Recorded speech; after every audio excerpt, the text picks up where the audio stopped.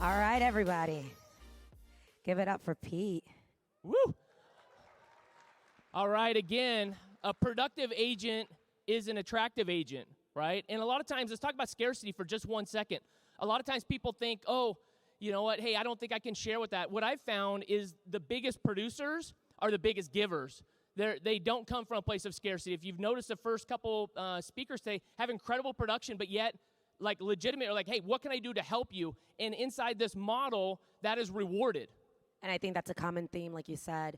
You know, the biggest givers are usually the most successful ones, and that's something gift that you gave me. I remember about 5 years ago, we were in a room together, or 4 years ago, and I went up to you and I was like, "Hey, Curtis, like, I kind of want to learn how to do that video thing." I thought you were punking me. I was like, you've been on the biggest stages. What are you talking about? And you were nervous to do video. And I was afraid, and we all have our personal limited beliefs, right? And Curtis took me under his wing, and we did we did a little video, Curtis and Veronica show. Now I'm It's about jumping into action, right? And then you're up on the stage here. Yeah, and also having the courage to ask. You heard them say that they're willing to share. Reach out to them. Make sure you definitely take them up on that, and then take action. That's the other thing, is that the givers or the contributors are willing to give, but are you willing to put in the action? So I challenge all of you guys to take action and really reach out to these amazing speakers. But also on top of that, we've got some of the biggest amazing coaches in this company, right? Why is that? Because the model actually rewards production and impact, right? Well, I mean, we're going to hear from someone very, very influential in a few minutes, who not only brought his coaching business to this wonderful company, but also is impacting the lives of so many agents, including us. Absolutely. So our next speaker is someone that I've watched for about 15 years impact business after business after business. And as much as he's done there, I think he's a better person. He's an incredible giver, absolutely authentic, and he's going to be talking about how to unlock those pieces of your business to be able to go to that next level. It is an absolute honor to introduce my friend and someone that impacts businesses, and he will impact your business today, John Kitchens.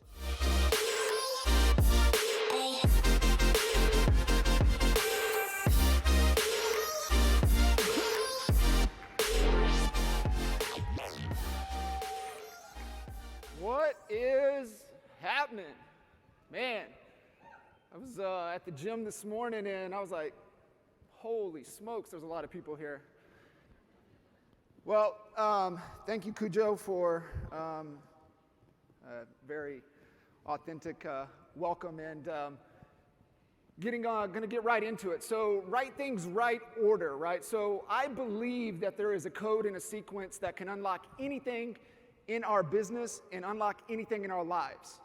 And so my goal is to give you guys that framework to be able to take back, right? There's nothing new. You guys all have the ingredients, but it's putting it in the right order, okay?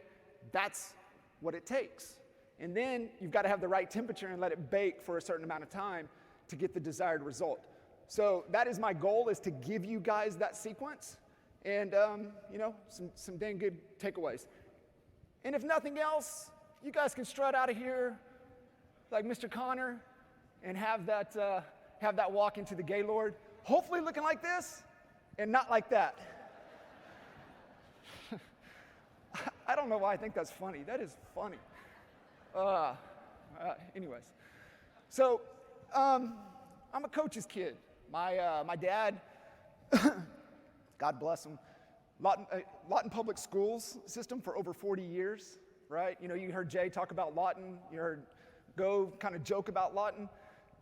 But just being a school teacher in that for that amount of time. So, but growing up as a coach's kid, that meant if I wanted to spend time with Pops, I had to get my butt up, before breakfast, hop in the truck, and then get home after bedtime if I wanted to hang out with him. But what was happening is that I was just seeing the impact that my dad and all the other coaches were having on young men and women. And being able to see those students and those athletes still thank him for what he was able to do, 30, 40 years later, it's pretty special, right? So I didn't know what was happening. Obviously, being able to kind of ingrained into my DNA as a coach. College dropout. Michael Reese and I, so Michael and I go back. We were actually first roommates there at Cameron. That's a whole nother conversation. Maybe over cocktails I can share some of that. But I left. I went to California, and Mike came to Texas, and that was my college. Was out there in California. Had an amazing boss that took the time to pour into me to teach business, right? So I was working in a golf shop, and she's like, you know how to teach, you know how to play, but I need you to go spend time in food and beverage. I need you to go spend time in the kitchen. I need you to get over in lodging and learn what it really takes to run an organization, to run a business. And so if you guys know, if you're from Oklahoma, you know Oklahoma sucks you back. So I got sucked back to Oklahoma with a couple buddies that were serial entrepreneurs. And we took ideas and turned them into businesses, and then flipped them. And we get this great idea when we just sold our last business in 2003. My buddy goes, hey, the bar around the corner's for sale. He goes, I think we should buy it. If any of you think you want to own a bar, that's the worst idea that you could ever do. Worst idea. So we started the bar in 2004, 28 straight days of working at that bar. You know you got a problem when you walk in about 7:30 every morning and you're pouring a double Crown on the rocks, right? Time for a change. And so, like I said, Michael Reese is the connector, and he introduced me to Mr. Jay Kinder in 2004. So over the last 17 years, I've been able to be a part of two, really awesome businesses in two different markets. So that's where I have a unique perspective, because we've built an organization in Lawton, Oklahoma, average sales price of 120, and then we built the organization here in Dallas. We went from 0 to 200 units, overnight, over $2 million in revenue, a little over 4,300 total transactions. And then in 2012, I had the opportunity to start working with a ton of rock stars. It's right at 13,000 one-on-one coaching sessions. So there's not too many situations that I haven't seen or been able to be a part of, and I've had the opportunity to work with some absolute rock stars in this industry, plus hundreds of others. So the big thing that I want you guys to take away, and it was what Curtis and Veronica were kind of alluding to, my why is really to challenge people to think bigger, right? We all have a constraint in our business, but we also have a constraint in our lives. And that constraint is really around our thinking. So the biggest thing that you can really free up is that constraint and think bigger, right? If you want your present to be better, your future has to be bigger. And a lot of you aren't thinking big enough in this room. You're going to see some rock stars on stage today, this afternoon. Hopefully, there will be some inspiration to think bigger.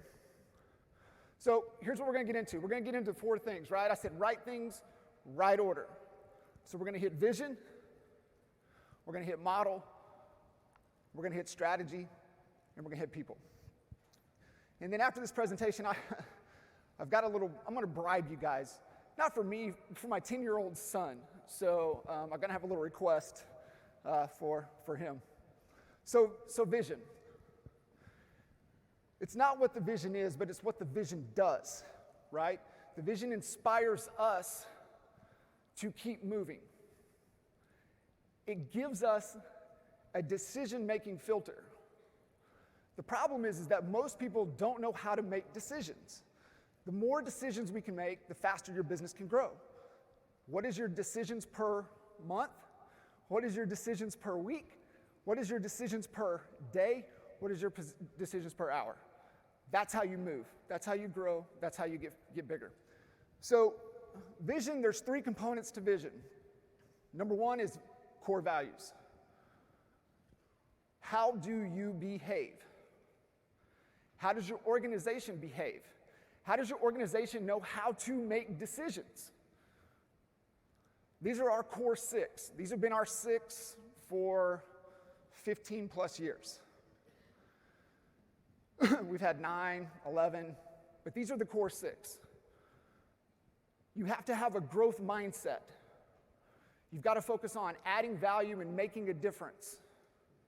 You have to be 100% accountable and 0 excuses. You've got to be candid in your conversations. You've got to be open and real. You've got to focus on becoming the best leader you can and creating leaders around you, and you've got to get shit done. That word's in there for a reason. And we have people pushing on us like, no, we just get things done. No, we don't. We get shit done. And if you don't like it, you can go find somewhere else to work. Your values lead everything. That's how important they are, right? It's how you behave. Next component of vision is purpose. Why the hell do you even have a company? Why should anybody care? And what if you shut down shop tomorrow? Would there be an impact in the community? What is that purpose? Right? Financial needs are met, and there's a lot of you in this room that your financial needs are met. But when you don't have a purpose that's going to drive you beyond that, you coast. You get complacent. And if we believe that you're either growing or you're dying, what is complacency? It ain't growing, so it's dying. What is that purpose? And then the third component of vision is that big, hairy, audacious goal. What is that BHAG that you guys have for your business? What is that BHAG for your life? But here's the problem, is that all of you are looking through a lens in that decision. What you're thinking about is your current financial situation. That's how you look at your goals. You're like, I can only, imagine this. So give yourself permission to remove that filter of your current financial situation and think bigger. What if you had 10 million liquid in the bank? What the hell would you do? What would you do? What is that big, hairy, audacious goal for you? Next, model. When you have the vision, it's now nailing the right model. Okay? So what is model? Model is just how you create, deliver, and capture value. What is the value that your organization delivers? What do you deliver to your agents? What do you deliver to buyers and sellers? What do you deliver to the community? What do you deliver to your staff? What is the value that you create? What's the value creation? These are the 9 building blocks of business model. So who's your clients? Who's your customer? What's your value proposition? What are the channels? How do you get your message out, right? Social media, websites. Like, how are you getting the value out? How do you value your relationships? Should say clients. Does everybody, you understand, right? There's a difference between a customer and a client, right? Client's within your care. Customer is just what you are to Walmart. So what is your relationships? What are your revenue streams? What are the key resources, activities, key partnerships, and cost structure? Strategy. So just think of plan, right? When I say strategy, most people's eyes glaze over. They're like, what? What is that? So strategy is just, what is your plan? So we have our vision. We know where we're going. We have the right model. And then what's the plan? How are we going to execute within the model in pursuit of the vision? And we have to understand just the simplest of forms. There's either a good plan or there's a bad plan. A good plan just identifies what's the real problem we're trying to overcome. Okay, that's it. Is that the right problem that we're trying to solve? Bad strategy doesn't even address it. So we have to identify what it is, and we have to address it. Don't allow your goals, your ambition, your vision, your effort be your plan, be your strategy. That's not strategy. Good plan, bad plan. You got to have a good plan in the model in pursuit of the vision. And then the last component, guys, is people, right? We can argue that this might be number one, but when you have the plan, you have to look around you and make sure that you've got the team to support you and execute on the plan within the model in pursuit of the vision. Right things, right order. You as leaders that are running an organization, you have one key metric that you're responsible for. One. What is the percentage of your key seats on the bus filled with the right people for those seats? And here's the thing, as you grow, you outgrow people, and that's okay. One of our great mentors taught us ones and threes. And he said, who got you to 100,000, 300,000? They're not going to get you to $1 million in revenue. There's some rock stars that you guys will be on this stage today that are making a run to 3 million in revenue, then to 10 million in revenue. But I can promise you, that team that got them to 1 million in revenue and 3 million in revenue, not going to get them to 10 million in revenue. Your job as a leader is making sure that you have the right people in the right seats on the bus. That's your job as a leader, growing your organization.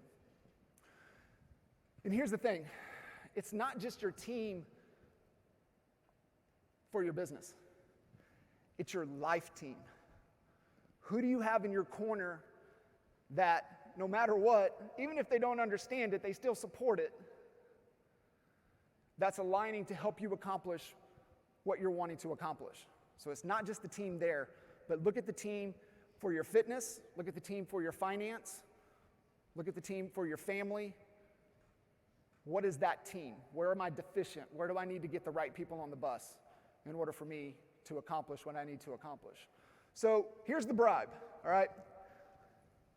My 9-year-old son set up my YouTube channel. I am not kidding you. He set up my YouTube channel at the beginning of the year. And this little dude is so, he knows how to ask, right? If you don't ASK, you don't GET. He knows how to ask. He says, hey, Dad, can I get some money for, every time it grows?